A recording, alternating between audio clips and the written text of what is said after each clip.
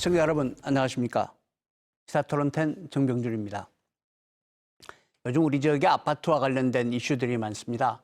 전국에서 최고로 뛰어오르고 있는 아파트 분양가 문제도 있고요. 또 특히 시비가 일고 있는 민간공원 아파트 사업도 있습니다.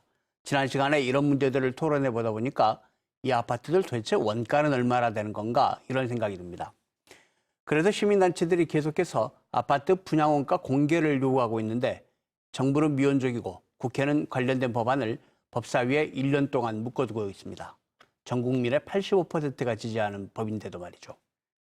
아파트 분양 원가 공개 왜 이렇게 터득거리고 있는 건지, 그리고 아파트 분양 원가를 공개하면 어떤 효과가 있을 건지 오늘 얘기 나눠보겠습니다.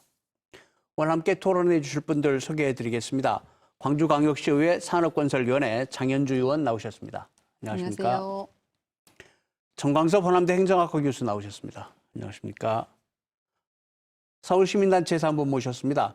경실련 부동산건설개혁본부 김성달 국장 나오셨습니다. 네, 안녕하세요. 안녕하십니까? 장 의원님, 먼저 현황부터 좀 짚어보고 시작할까요? 지금 광주가 올 상반기에 무려 41% 아파트 분양가가 이렇게 올랐다. 전국 최고 분양가 상승률이다. 이렇게 보도가 되고 있는데 지금 광주 아파트 분양가 상황은 어떻습니까?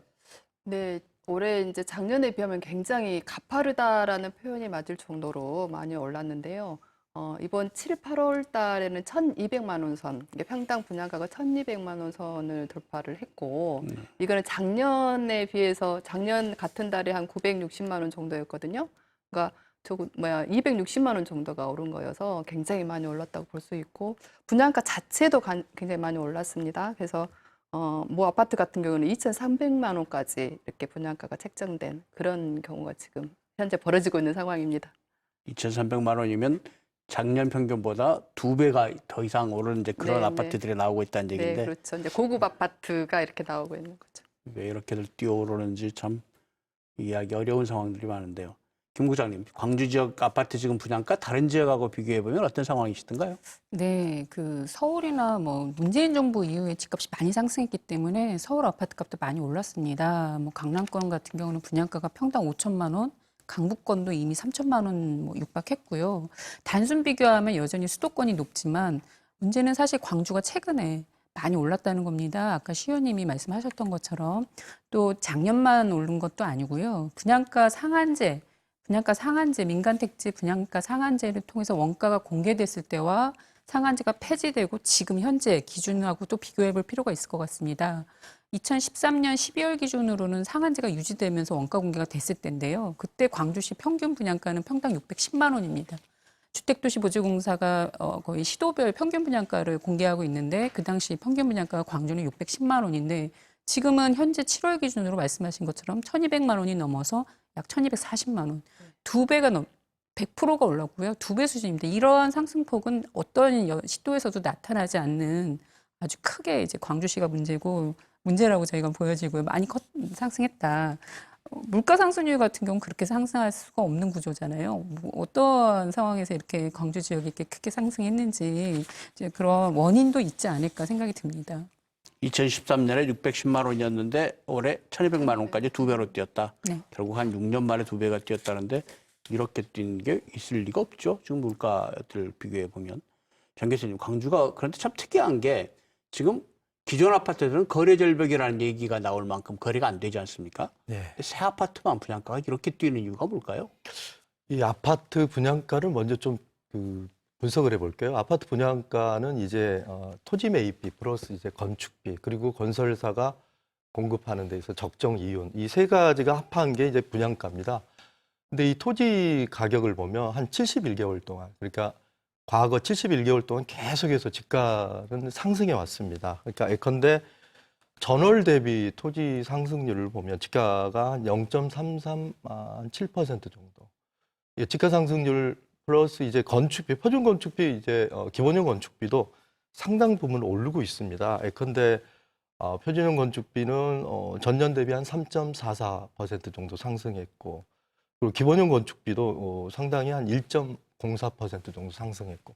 근데 여기에 이제 건축비에는 이제 적정한 인건비, 그러니까 주택을 공급하는 데 필요한 여러 가지 이제 그 건설 행위들이 들어가는데 이 건축비 부분에서 인건비 부분이 상당히 이제 포함이 되는데 아시다시피 이제 최저임금제가 이렇게 적용하다 보니까 시행하다 보니까 이 최저임금에 따르는 적정 인건비의 상승 그리고 이제 건축 자재의 상승 그리고 이제 적정 이 건설사의 적정 이윤인데 일반적으로 아파트를 공급하는 건설사들은 평균적으로 한 10에서 15% 정도 적정 이윤을 생각을 하고 있는데 예컨대 이제 리스크가 큰 그런 그 사업장 타운하우스나 아니면 복합 상가나 이런 경우는 한 25%. 근데 아파트 경우는 10에서 한 15%. 그러니까 이러한 이 세 가지 그 토지 가격 그다음에 그리고 기본형 건축비 그리고 적정 이윤이 상승하면서 분양가가 상승을 하고 있지 않나.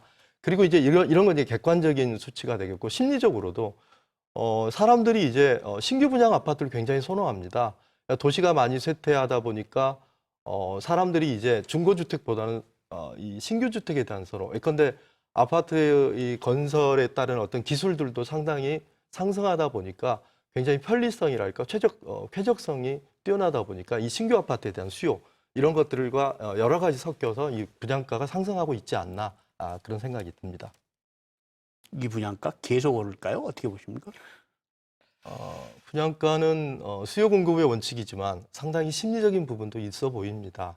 그래서 제한적이나마 분양가는 상당히 상승하지 않을까. 그리고 이 분양가 상한제를 적용하는 시점에서 적정한 고분양가들이 좀 이 상승을 좀 멈추지 않을까 하는 그런 생각이 듭니다. 상승을 멈출 수도 네. 있다. 네, 그렇군요. 장 의원님, 네. 사실 광주에서 지금 민간공원 그 특례 사업 문제, 네. 아파트 뭐 검찰 수사가 들어와서 또 한쪽에서는 굉장히 좀 시끄럽긴 합니다만 또 내부적으로는 분양 원가를 또 올려주는 사례들도 나왔거든요. 이와 관련해서 지금 분양 원가 공개에 대한 요구들이 좀 많이 나오고 있죠. 네. 이제 민간공원 특례 사업 같은 경우에는 실제로 이제 그동안 우리 시민들이 굉장히 뭐 공원으로 사용하던 것이잖아요. 그러다 보니까 이게 민간 택지라는 생각을 별로 못 합니다. 그래서 이게 공공재로 생각을 하고 이게 도시 아파트 개발 분양을 할 때도 공공택지처럼 분양 원가를 공개를 해야 되지 않겠는가.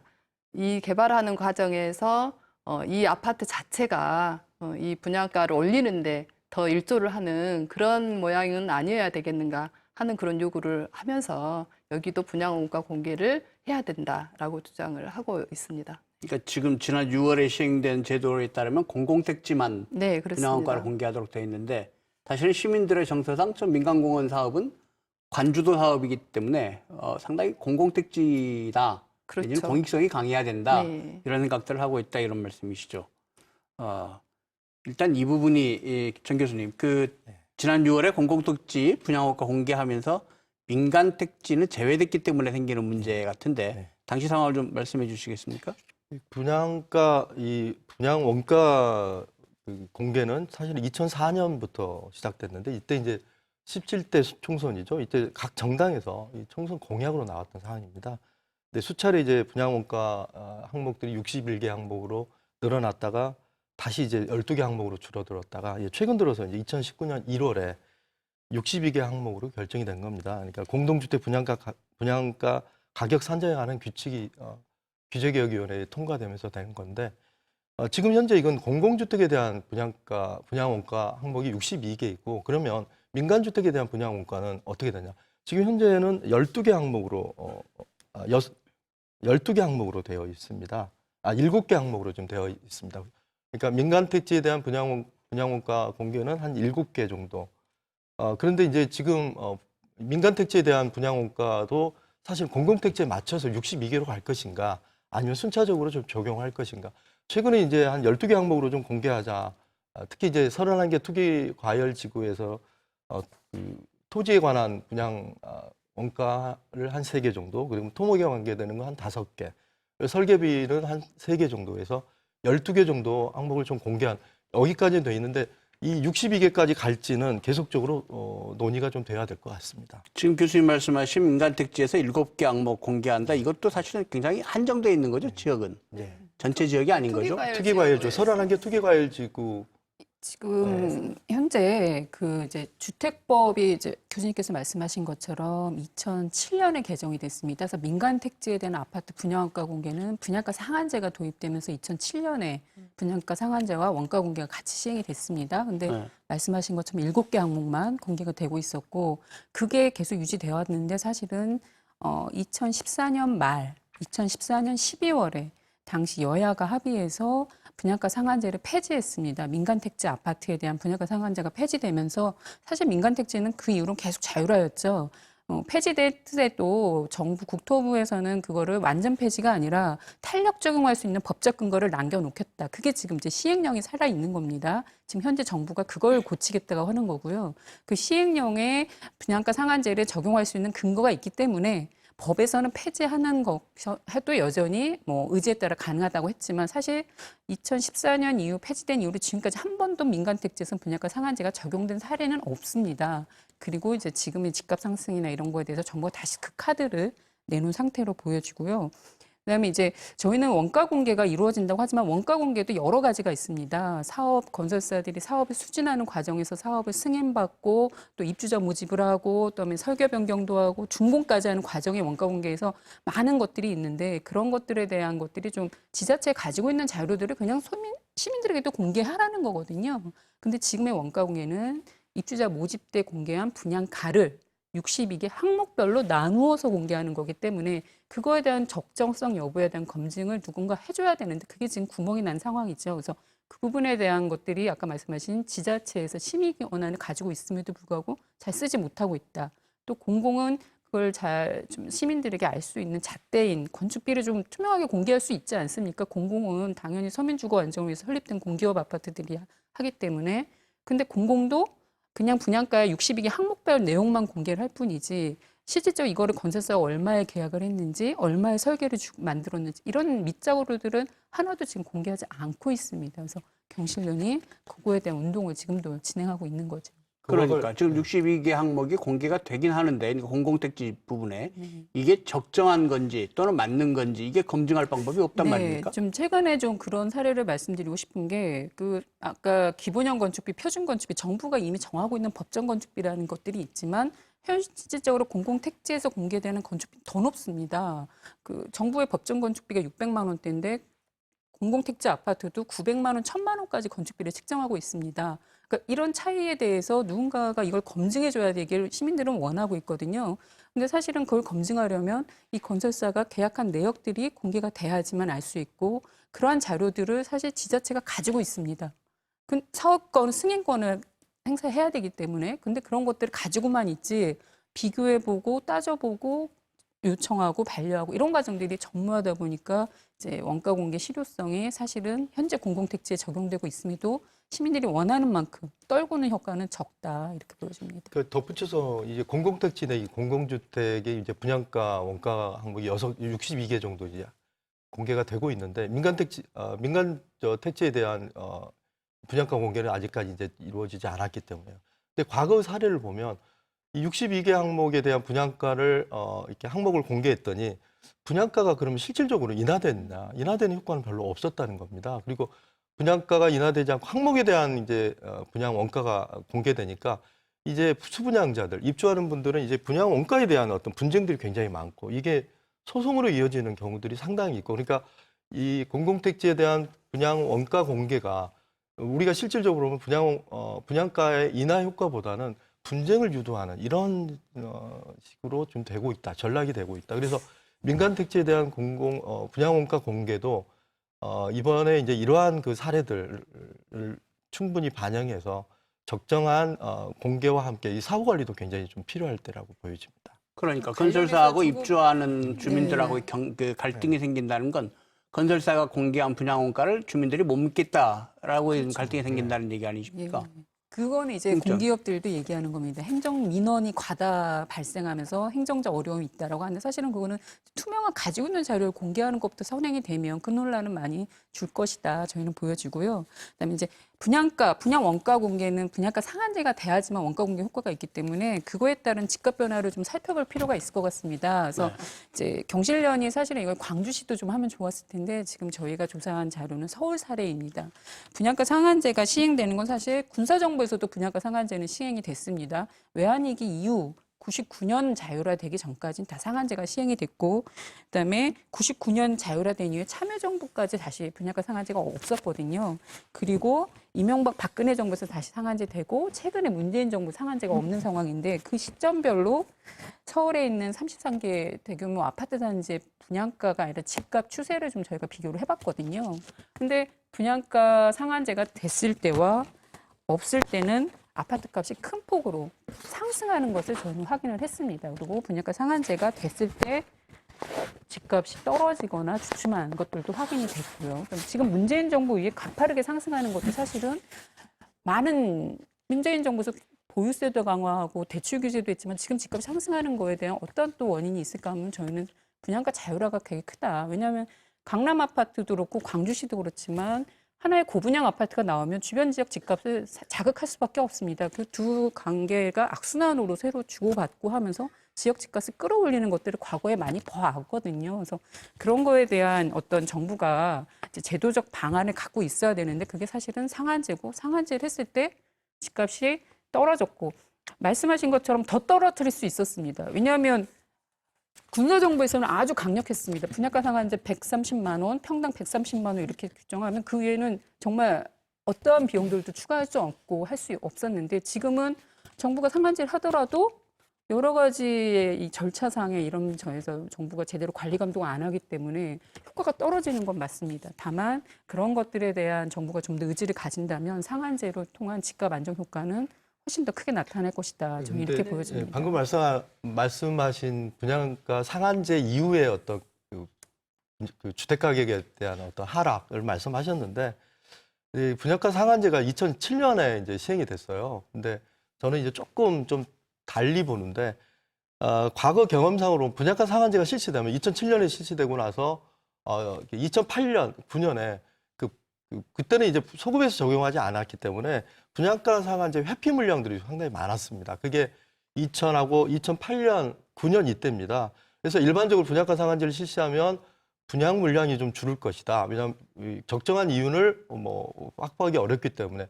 그래서 이제 그렇지만 분양가 상한제 실시 이전에 지금도 지금 그런 현상이 일어나고 있는데 이게 밀어내기식 분양들이 상당히 많습니다. 그러니까 지금 공급하는 물량들이 굉장히 많고 서울의 경우는 이제 버금자리 주택 사업을 했었어요. 2010년에. 그러다 보니까 이 공급 물량들이 또 많았고 그다음에 2013년에 마곡지구. 그래서 이러한 공급에 대한 어떤 회피, 공급이 줄을 것이라는 그런 일반론적으로 생각하는 것들이 사실 기후였고 공급은 상당히 많았습니다. 그래서 아까 말씀하시는 대로 이 분양 가격도 상당 부분 안정이 되면서 공급도 상당히 많았다. 그래서 분양가 상한제를 실시하는 데 있어서 여러 가지 우리가 생각하는 그 우려들, 그러니까 공급 물량이 좀 회피하고 주택에 대한 어떤 품질이 좀 떨어질 거라는 것들은 굉장히 좀 기우다 이런 것들이 이제 객관적인 어떤 그 통계자료를 통해서 많이 나타나고 있습니다. 그동안의 과거 역사를 보면 분양가 상한제를 해도 공급 물량이 줄어드는 건 아니다 이렇게 얘기하시는 거죠.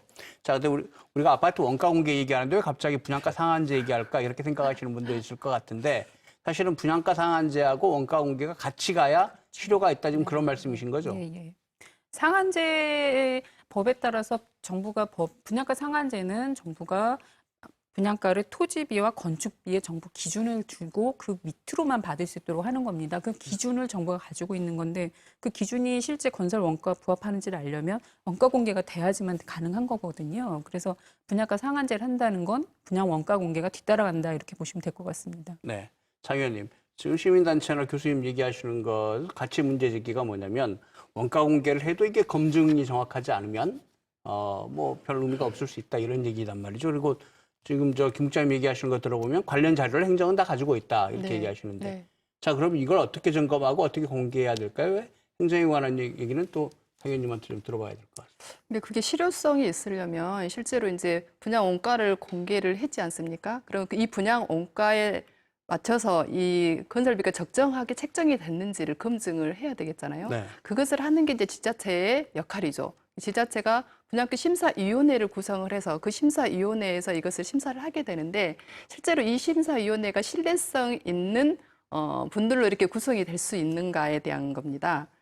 그런 것들이 되어야 아까 이제 그 이후에 있는 어떤 각종 소송이라든가 이런 것들을 미리 피할 수가 있을 건데 그에 대한 어떤 신뢰성들이 이제 받침이 돼야 될 것 같고요. 그러려면 저는 분양가 심의위원회 자체를 누가 보아도 굉장히 좀 객관적이고 중립적이고 전문적인 그런 분들이 심의위원회를 구성을 해야 된다. 그에 대한 조치가 행정에서 따라야 된다고 봅니다. 아파트 분양가 심의위원회 이런 게 지금 광주시에도 있습니까? 그러니까 지자체에서 심의를 할 때 이제 구성을 해야 합니다. 아직 구성되어 있는 건 아니고. 예, 기초단체에서 이제 그거는 해야 지금 됩니다. 현재도 분양가 심사위원회는 각 기초단체마다 네, 기초단체에서 네, 네, 그때 이렇게 심의위원회를 네, 구성을 해서 구성하고 하게. 예, 분양가 심사위원회 구성이 되어 있는데 비공개가 원칙인 것 같습니다. 그 과정들이나 회의 네, 내용들이나 뭐 발언들이나 또 자료들이 좀 공개가 돼야지만 그 안에 계신 분들도 좀 더 책임감을 갖고 이것들을 보실 텐데 사실 대부분은 비공개고 어느 분이 소속돼 있는지도 공개 안 하는 경우가 많습니다. 경실련도 여러 지자체에 한번 정공개 청구를 했는데 어떤 뭐 부동산 중개업자 이렇게 정도 건축사, 뭐 교수 이렇게 정도만 공개를 하고 거기서 더 자세한 내용들은 공개를 안 하고 있습니다. 그러니까 이 비공개 운영도 사실은 심의에 부족한에 한몫하지 않을까 생각이 그래서 듭니다. 이번에 그 분양가 상한제 이제 정부안이 나오면서 분양가 심사위원회의 어떤 기능을 좀 정상화시키자. 그래서 회의록도 공개하고 그분들의 명단도 공개하자. 지금까지는 이제 비공개로 했는데 이런 것들은 실질적으로 분양가를 인하시키는 효과가 있을 거라고 보여집니다. 네, 실제 이제 비공개로 한 거는 명단이 유출되면 각종 로비에 이제 건설업체가 이렇게 들어올 거다. 그래서 공개를 못 한다. 지금 뭐 건축 심의나 뭐 교통 영향 평가 심의나 이게 대부분 그렇게 막 되고 있거든요. 근데 실제로는 공개하면서 책임력 있게 그 심의를 할 수 있도록 하는 게 더 나은 장점이 될 거라고 봅니다. 그래서 이제 분양가 이 심사와 관련해서 이제 허그 사례를 좀 고분양가 지금 현재 우리나라는 이제 선분양이기 때문에 분양가에 관련되는 그 심사는 분양보증을 이제 발급 전에 네. 허그에서 이제 분양가 심사를 하는데 그 부서가 있습니다. 근데 고분양가 위험 지역에 대한 어떤 기준은 따로 있지만 지금 현재 허그의 분양가는 그 국토부 장관 김현무 국토부 장관에도 보고될 정도로 철저하게 심사를 하고 있는 걸로. 그러니까 책임 있는 자가 분양가 심사에 대한 관심, 그러니까 지자체 장이랄까 아니면 주택 국장이랄까 주택 과장이 실질적으로 참여해서 지자체장의 어떤 관심이랄까 이런 것들도 좀 필요해 보입니다. 저도 개인적으로 광주시 도시계획위원회 한 4년 참여해봤는데요. 이게 회의가 비공개라는 게 사실은 시민들은 내용을 영 모르지만 관련 사업자들은 알고 있는 사례들이 많습니다. 내부적으로 정보 다 새나가가지고. 그래서 몰라야 될 사람은 알고 알아야 될 사람은 모르는 좀 답답한 경험들을 가진 적이 있는데 어쨌든 이런 것도 좀 잘 진행됐으면 좋겠습니다. 장 의원님, 네. 광주에도 사실은 이제 곧 공공특지여서 아파트 분양업가 공개될 때가 있죠? 네네네. 아파트 분양 원가는 공공택지면 이제 전국 어디서나 다 지자체들은 다 공개를 해야 되는 건데요. 네. 강주 같은 경우에는 공공택지에서의 이제 아파트 분양이 앞으로 11월에 아마 있을 겁니다. 도시 첨단 산단인데요. 그 남구에 있는 네. 도첨 산단에 SPC로 지금 도시공사가 이 사업을 진행을 했어요. 직접 그 건설을 한 게 아니라 민간 건설업체를 공모를 해가지고 지금 진행을 하고 있는데 11월이면 아마 분양가 심의가 될 거고 그때 분양원가 62개 항목을 분양원가 해서 분양가를 정해야 되는 그런 상황이 있습니다. 이게 이제 임대 아파트고 또 고급 아파트가 아니다 보니까 다른 아파트하고 뭐 단순 비교는 좀 어렵겠지만 그래도 꽤 의미 있는 영향을 여기 미치지 아파트는 않을까? 임대 아파트가 아니고요. 아마 아. 분양할 겁니다. 이 건설사가. 그렇습니까? 예. 야, 예. 예. 예. 그러다 제가 잘못 보니까 알았군요. 네네네. 김 국장님, 분양 원가가 공개된 걸 보니까 평균 26%의 분양가가 네. 부풀려져 있다. 네. 이거 지금 경실련이 발표한 자료인데 이 내용 좀 얘기해 주시죠. 예, 그 이제 지금 법으로는 공공택지 아파트 62개 항목만 공개하게 돼 있는데 네. 경기도지사 이재명 지사께서 그 작년에 그 62개 항목으로 확대되기 이전에 이미 원가 공개를 하셨습니다. 자발적으로 하셨습니다. 그 원가 공개도 그 경기도도 경기도시공사가 있습니다. 경기도시공사가 진행하는 5개 아파트에 대해서 그 건설사와 계약한 내역을 다 공개했습니다. 그럼 수천 개의 원가가 공개된 효과가 있는 겁니다. 그래서 그 수천 개의 내역들에 공개한 것들이 있고 그 앞지에 맨 앞지에는 그 총사업비라는 개념이 있기 때문에 그걸 가지고 일반인들도 조금만 공부를 하면 그 분양 건축비 원가를 계산할 수가 있거든요. 그래서 경실련이 그걸 계산을 한 겁니다. 계산을 해서 비교해 보니까 소비자한테 그 분양가에 포함된 건축비는 660만 원 정도였거든요. 근데 계약한 건축비는 520만 원입니다. 그러니까 140만 원이 차이가 나서 그냥 단순 계산해도 26%의 차익을 그 사업자인 경기도시공사가 가져갔고 거기도 경기도도 그거를 민간업자와 공동으로 진행을 했습니다. 그래서 민간업자와 경기도시공사가 같이 사업을 하면서 26%의 막대한 수익을 가져간 것이다. 경실련이 이런 건축비 거품 논란에 대한 문제 제기를 했었죠.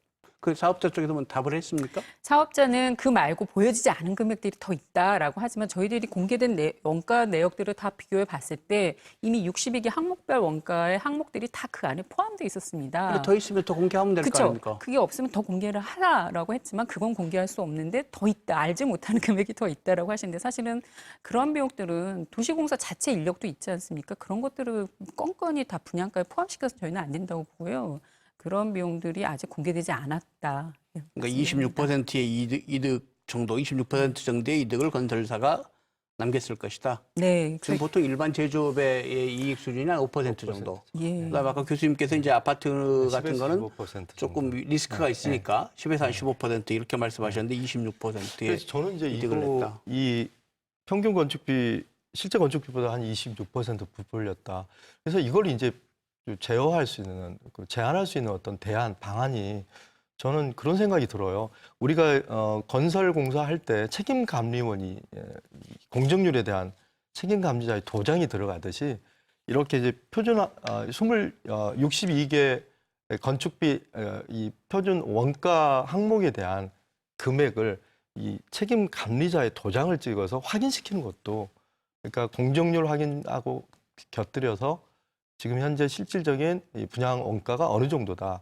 이 책임을 지우게 하는 것도 하나 방법일 것 같아요. 그러니까 실질적으로 62개 항목에 대한 분양 원가는 공개가 됐지만 이게 분양가 인하로 연결이 안 되면은 이 정책에 대한 효과성을 좀 증대할 수 있는 여러 가지 방법들이 필요한데 책임감리자의 도장을 찍어서 이 분양 원가를 확인시키는 것도 서로 이제 크로스 체크하는 거죠. 보고요. 이게 저는 앞으로 이제 11월에 그 남계 도시 첨단 아파트가 분양가가 얼마가 될까 저는 이제 주시하고 있는데요. 애초에 이제 당초 사업자가 사업 제안서에 평당 950만 원의 분양가를 제출을 했어요. 예. 예, 그런데 이제 지금 굉장히 뛰어오르고 있잖아요. 지금 광주의 아파트 분양가가. 근데 11월에 과연 이걸 어떻게 책정을 할까? 이거는 이제 두고 볼 일입니다.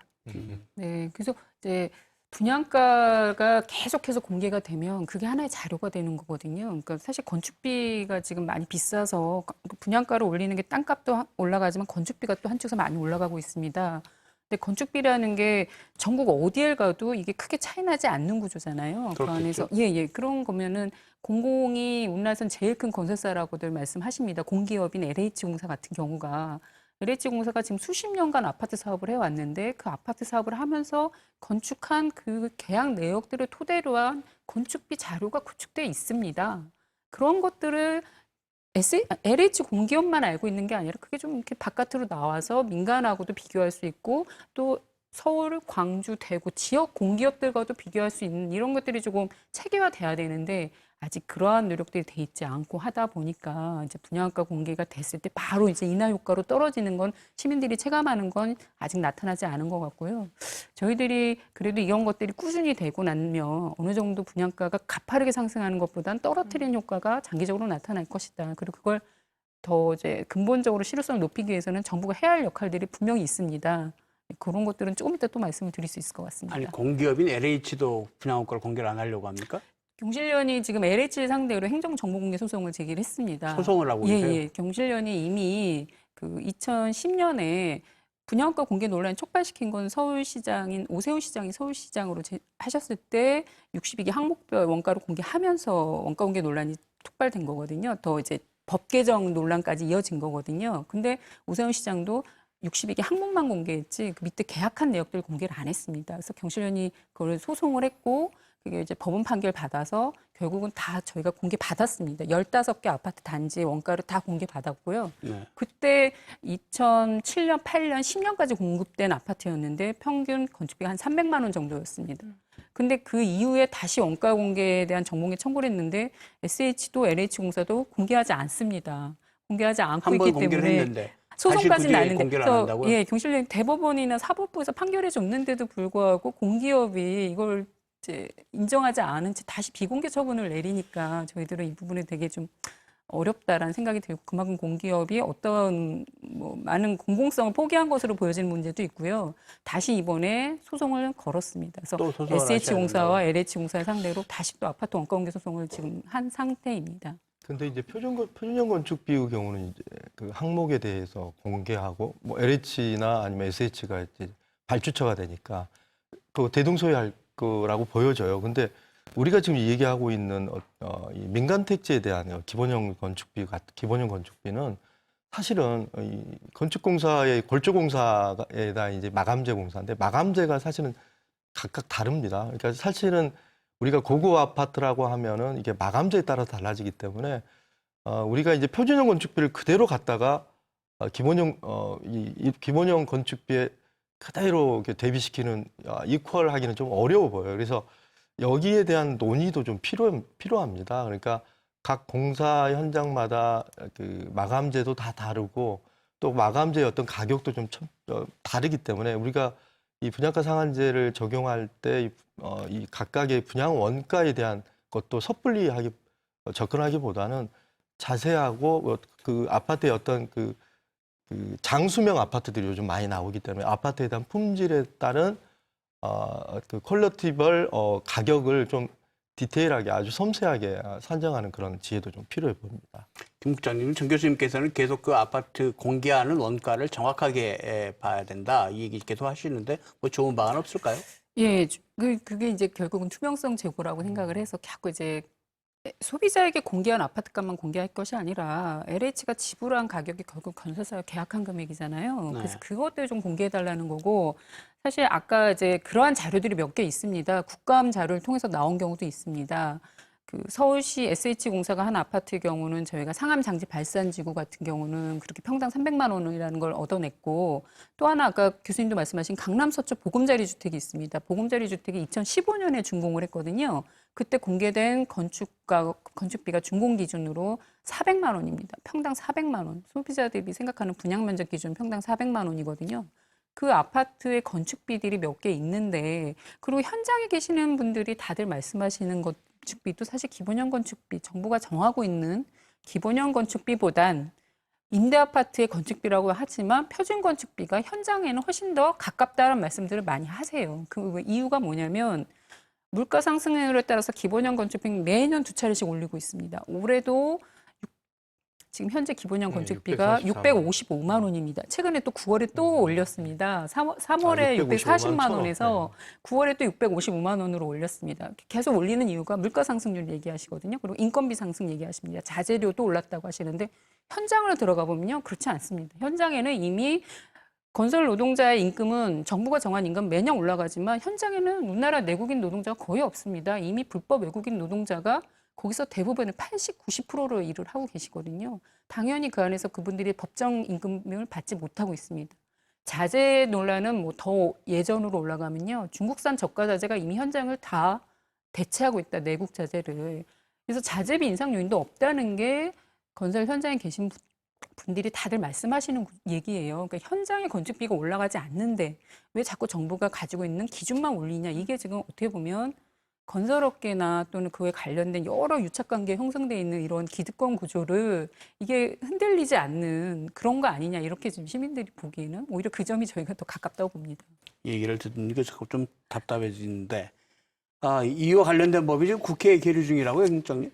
네, 지금 분양가 공개 법안 62개로 확대하는 공개 법안이 있고 또 민간 택지까지 아파트 분양가 공개해야 된다. 상한제 적용을 해서 그 전면 공개를 하자. 그렇죠. 민간 택지에는 전면 공개하고 원가 공개는 공공 택지는 62개로 하자는 법을 이제 민주평화당의 정동영 그 대표께서 이제 주택법 개정안을 발의했고 그게 사실은 그 상임위도 통과를 했습니다. 국토위 상임위를 이미 작년에 통과를 했는데 이게 법사위에서 자유한국당 의원들의 반대로 이게 상임위 그 법사위를 통과하지 못하고 계류된 상태였거든요.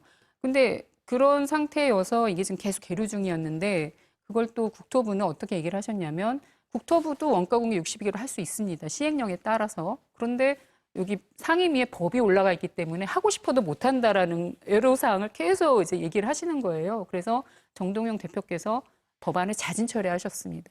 철회를 했습니까? 내 법안을 자진 처리할 테니 당장 국토부가 할 수 있는 그 공공 아파트라도 62개로 좀 확대하시오 해가지고 지금 공공만 62개가 된 상태고요.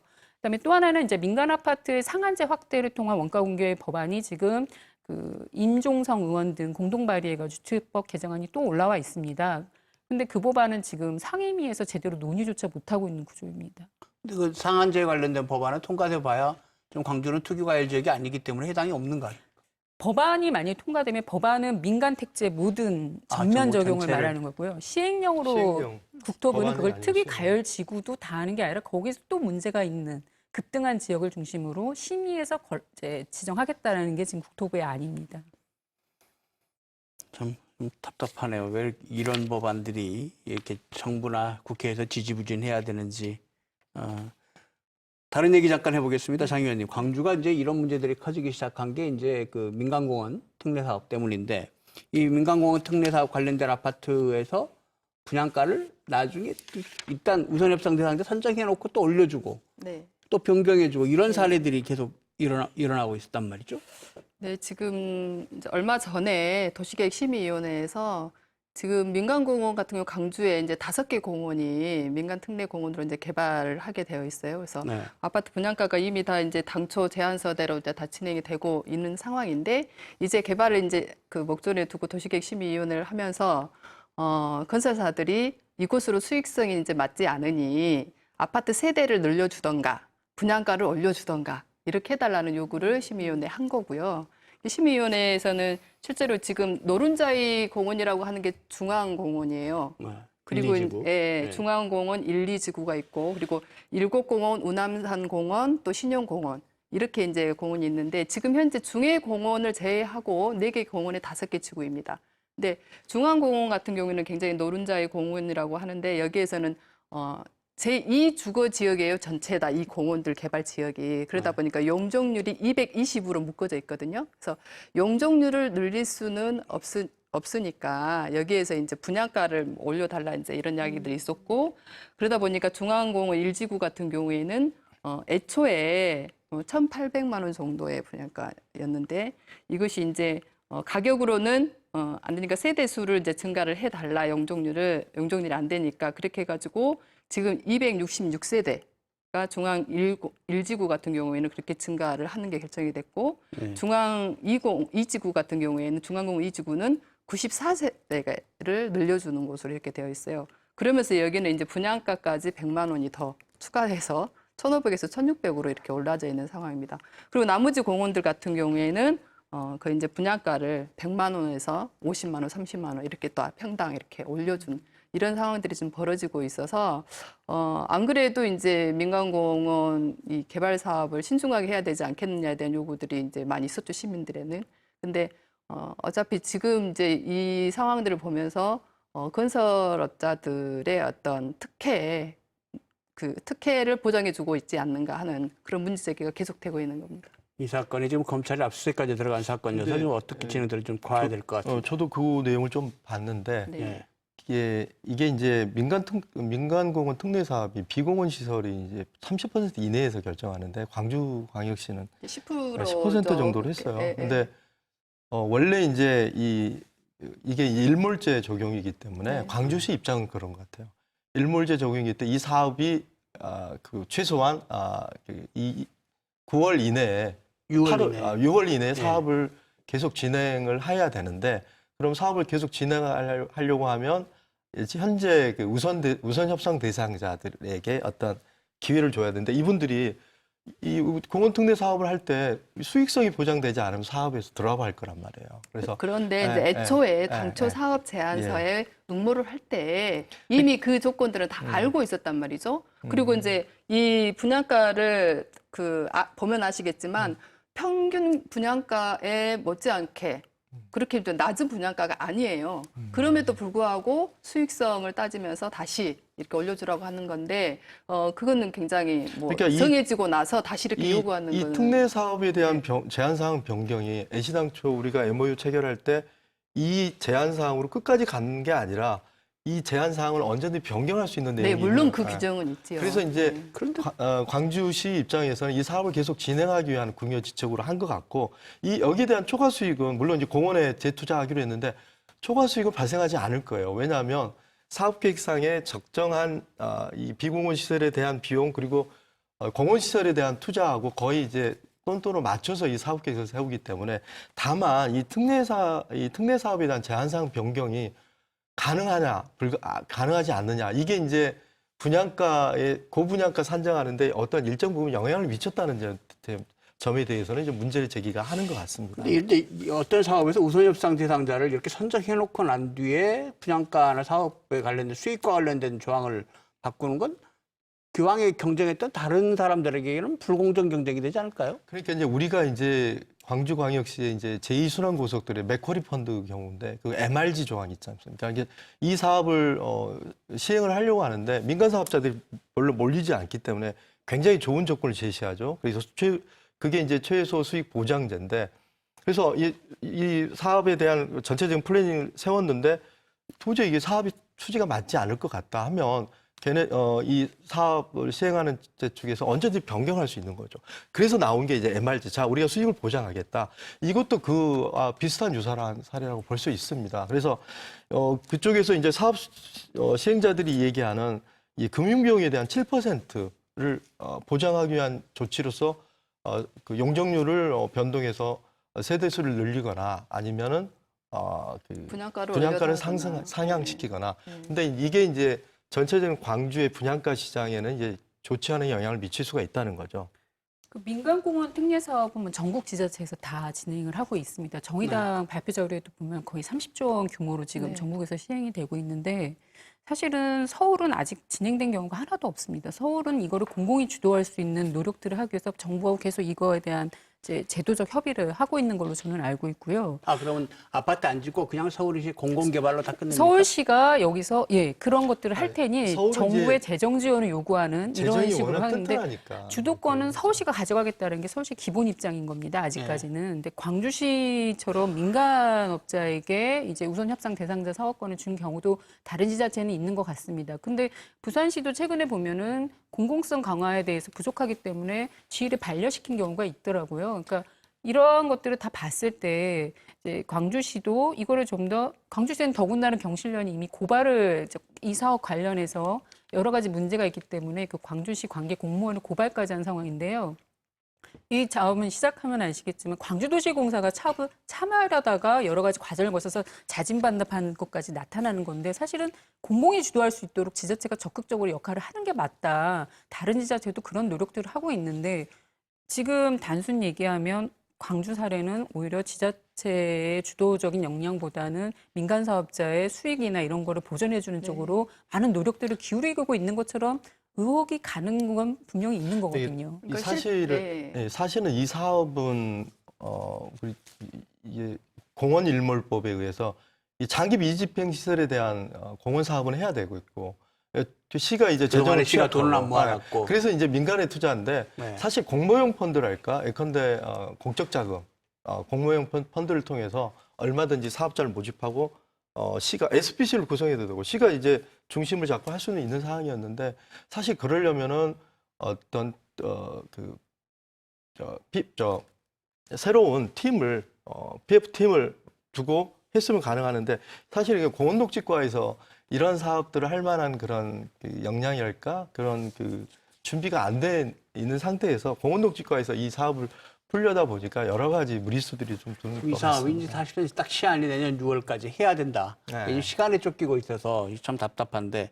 근데 이제 실제 이 사업을 시작할 때 도시공사가 입찰을 했었잖아요. 네. 그러니까 이제 강주시 같은 경우에는 전국에 이제 아마 다른데 아직까지도 없을 겁니다. 민간 거버넌스를 구축을 해서 이 개발을 어떻게 할 것인가에 대해서 민과 간이 쭉 같이 논의한 결과로 10% 개발을 결정을 했단 말입니다. 굉장히 전국적으로 모범 사례라고 이야기를 했어요. 근데 실제로 이제 사업에 들어가 보니 다른 지역 같은 경우에는 아파트 평균 분양가에 못 미치는 그런 분양가로 이렇게 사업 시행을 하게 되는데 강주 같은 경우에는 뭐 보시면 알겠지만은 거의 1,100만 원은 다 웃돌거든요. 그리고 중앙공원 같은 경우에는 굉장히 노른자의 땅이어서 이제 부지가 비싸다는 이유로 1,500, 1,800선까지 가는 거예요.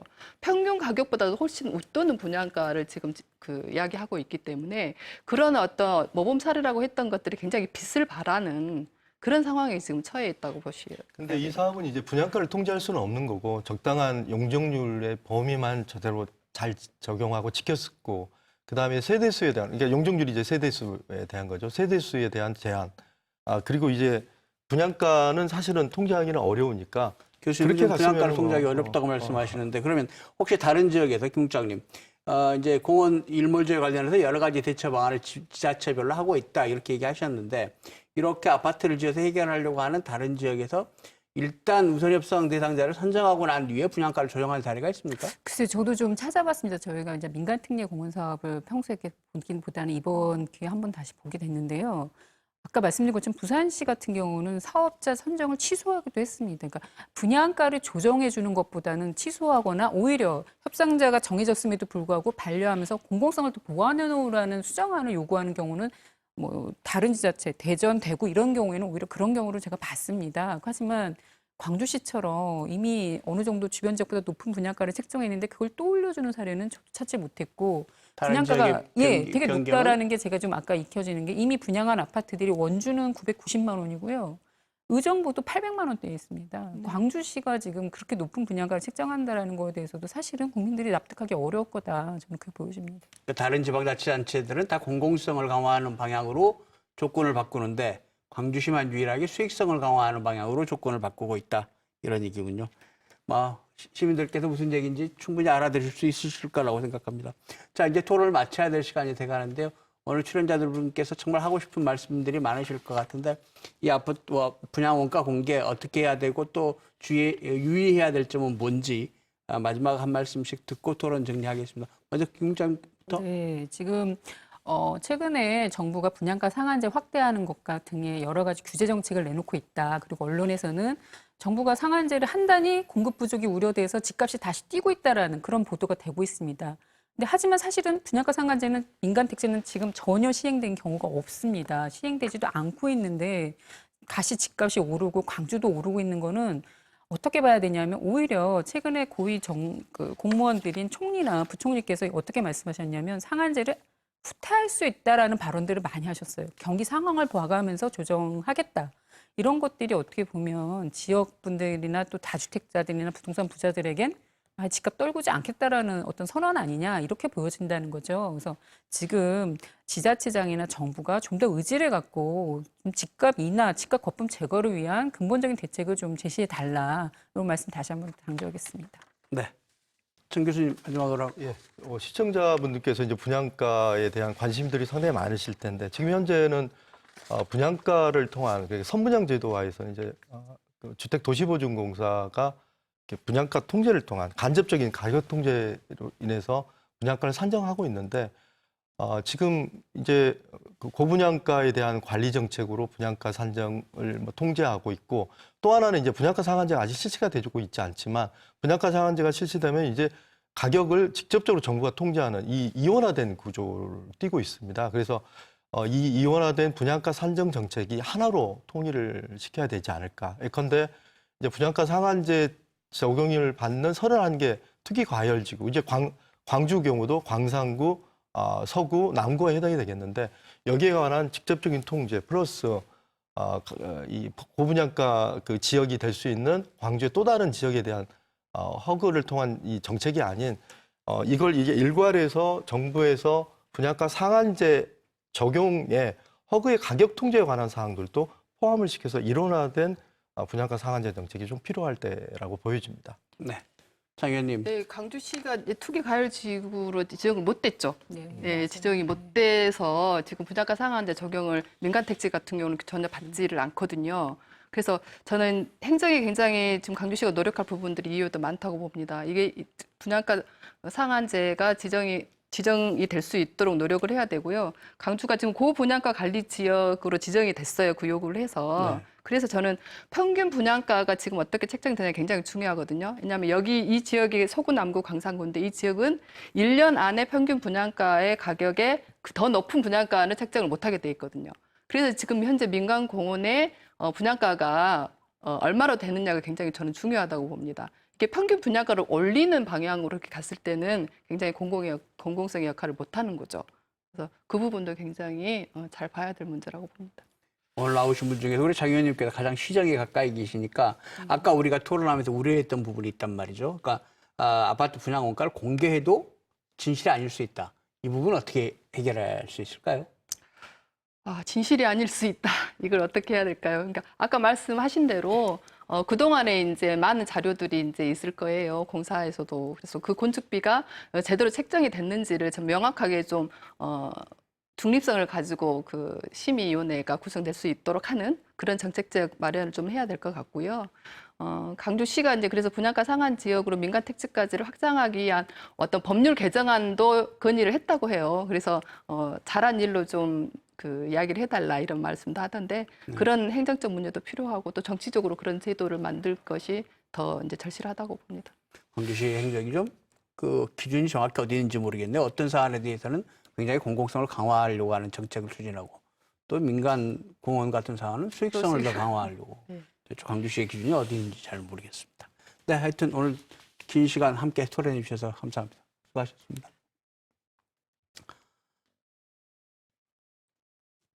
자본주의 사회에서 돈 많이 벌겠다는데 무슨 상관이냐 이런 생각하시는 분들도 계실 겁니다. 사실 그게 우리 사회의 일반적인 인식이기도 하고요. 그런데 세계적인 경영학자 피터 드리거는 이런 얘기를 했습니다. 기업이 유지 발전할 수 있는 최소한의 이익을 추구하라. 그렇게 추구하는 게 기업과 사회에 모두 좋은 그런 기업이 될 수 있다는 겁니다. 기업과 사회의 미래를 함께 고민하는 대경영학자의 얘기를 우리가 귀담아 들을 수 있었으면 좋겠습니다. 스타토론10 오늘 순서 여기서 마칩니다. 다음 주 이 시간에 더 좋은 주제로 찾아뵙겠습니다. 안녕히 계십시오.